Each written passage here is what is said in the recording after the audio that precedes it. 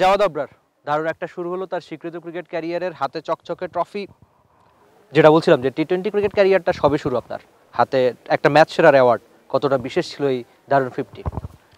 আসলে অনেক ভালো লাগছে ওকে, যে এত বড় একটা টুর্নামেন্ট, সবাই আছে এখানে সিনিয়র প্লেয়ার যাদের ছোট থেকে দেখেছি, মুশফিক ভাই, তারপরে ফরহাদ ভাই।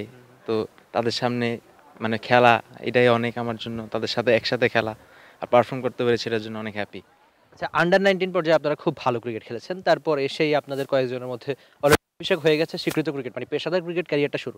তো আন্ডার-19 আর এখনকার এই লেভেলের ক্রিকেটের মধ্যে পার্থক্য কতখানি জাওয়াদ আবরারের মতে?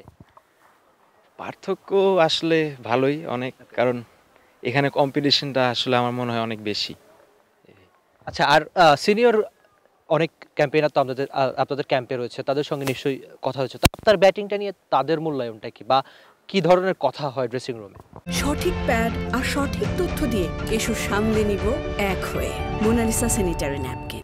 ড্রেসিং রুমে যেমন আমার কোচরা আছেন, তারপরে সিনিয়র প্লেয়াররা রনি ভাই, অপু ভাই, সাইফ ভাই, তারা বলছে যে তুমি যে একদম তোমার নিজের ফ্রি খেলাটা খেলবা, মানে তোমার কোনো প্রেশার নাই, তুমি যেভাবে মন চায় ওইভাবে খেলবা, তোমার কোনো প্রেশার নাই, তুমি যা মন চায় তাই করো। আচ্ছা, আপনি বলছিলেন যে মুশফিক বা ফরহাদ রেজা কিংবা তাওহিদ হৃদয়, যাদের খেলা আপনি একটা সময় টিভিতে দেখেছেন, এখন তাদের বিপক্ষে খেলছেন, আবার ম্যাচ সেরার অ্যাওয়ার্ড জিতলেন, তো তাদেরকেই হারিয়ে দিলেন, কেমন লাগছে সেটা? আসলে আলহামদুলিল্লাহ অনেক ভালো, থ্যাংক ইউ, মানে অনেক ভালোই লাগছে, থ্যাংক ইউ। আচ্ছা, আন্ডার-19 পর্যায়ে আপনারা অনেক ভালো করেছেন বলে আপনাদের প্রতি মানুষের আশা অনেক বেড়ে গেছে, আপনাদের খোঁজ খবর রাখছে। একটা তারকা খ্যাতি যাকে বলে সেটা আপনারা অলরেডি পেয়ে গেছেন, মানুষজন আপনাদের খোঁজ খবর রাখছে। তো এই ব্যাপারটা কতটা বিশেষ, আপনারা কতটা এনজয় করছেন সবাই মিলে?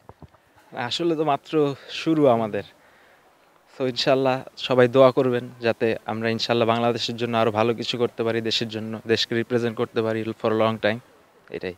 আর ওপেনারদের চ্যালেঞ্জটা অনেক বেশি থাকে, উইকেটে গিয়ে কখনো হয় কি উইকেটটা বুঝে অনেক সময় রান কম করতে হয়, অনেক সময় শুরু থেকে অ্যাটাকিং ক্রিকেটটা খেলতে হয়। আপনি আজকে 4টা ছক্কাও মেরেছেন, তো যখন উইকেটে গেলেন তখন আপনারা প্ল্যানটা কি ছিল?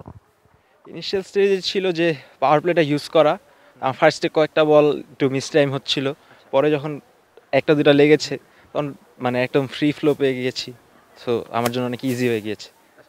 আর জাওয়াদের ক্রিকেটিং আইডলকে দেশে বা বিদেশে? আমার ক্রিকেটিং আইডল বিরাট কোহলি আর রোহিত শর্মা, এই দুইজনকে আমার অনেক ভালো লাগে।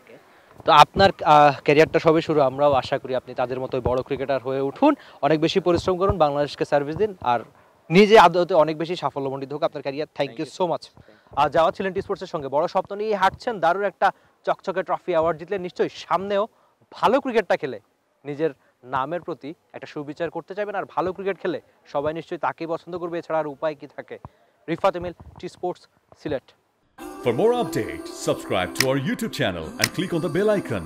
Follow us on Facebook and Instagram. Download T-Sports app to enjoy exciting games and highlights. Visit tsports.com.